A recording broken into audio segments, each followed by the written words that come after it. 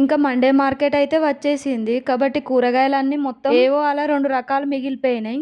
ఇంకా అదో రకం ఇదో రకం అయితే 3 రకాలు వేసి అయితే నేనైతే కర్రీ వండాను. ఈ కర్రీ వచ్చేసి ములక్కాయ టమాటా కర్రీ. అయితే ముందుగా స్టవ్ ఆన్ చేసుకొని కడాయి పెట్టుకొని అందులో ఆయిల్ వేసుకొని హీట్ ఎక్కాక ఆవాలు యాడ్ చేసుకోవాలి. తర్వాత పచ్చిమిర్చి ఆనియన్ యాడ్ చేసుకోవాలి. ఇంకా పచ్చిమిర్చి ఆనియన్ మంచిగా పచ్చివాసన వెళ్ళే వరకు కొంచెం గోల్డెన్ కలర్ వచ్చే వరకు వేపుకోవాలి. తర్వాత కట్ చేసిన ములక్కాయలు ఇందులో యాడ్ చేసుకొని కొంచెం అల్లం వెల్లుల్లి పేస్ట్ కొంచెం పసుపు యాడ్ చేసుకోవాలి. మనం అన్ని ఇంగ్రీడియంట్స్ వేసుకుంటూ ఒక్కొక్కసారి కలుపుకోవాలి. తర్వాత ఇందులో కట్ట గంగవాల్ కూర ఉండే అది కట్ చేసి అయితే ఇందులో యాడ్ చేశాను. గంగవాల్ కూర యాడ్ చేసిన తర్వాత టమాటా ముక్కలను ఇందులో యాడ్ చేసుకుందాం. అన్ని ఇంగ్రీడియంట్స్ అన్ని వేయడం అయిపోయిన తర్వాత టేస్ట్ కి సరిపడా సాల్ట్ కొంచెం మిర్చి పౌడర్ ను ఇందులో యాడ్ చేసుకుందాం. ఒకసారి 1 మినిట్ అలా కలుపుకొని తర్వాత మూత పెట్టేసుకొని ఆవిరికే మూత పెట్టేసుకుంటూ తీసుకుంటూ అలా ఆవిరికే ఒక 2 మినిట్స్ అలా ఉడికించుకోవాలి. మధ్య మధ్యలో కలుపుకోవాలి లేదంటే కర్రీ అడుగంటిపోతుంది. చూడండి కర్రీ ఎంత బాగా రెడీ అయిపోయిందో. ములక్కాయ టమాటా కర్రీ అయితే రెడీ అయిపోయింది. ఇందులో 3 ఇంగ్రీడియంట్స్ వేసి వండాం కాబట్టి చాలా బాగా వచ్చింది టేస్ట్. ఇంకా ఈ వీడియో నచ్చితే ఒక లైక్ ఇచ్చి సబ్స్క్రైబ్ చేసుకోండి. మళ్ళీ నెక్స్ట్ వీడియోలో కలుద్దాం. అంతవరకు బాయ్ బాయ్.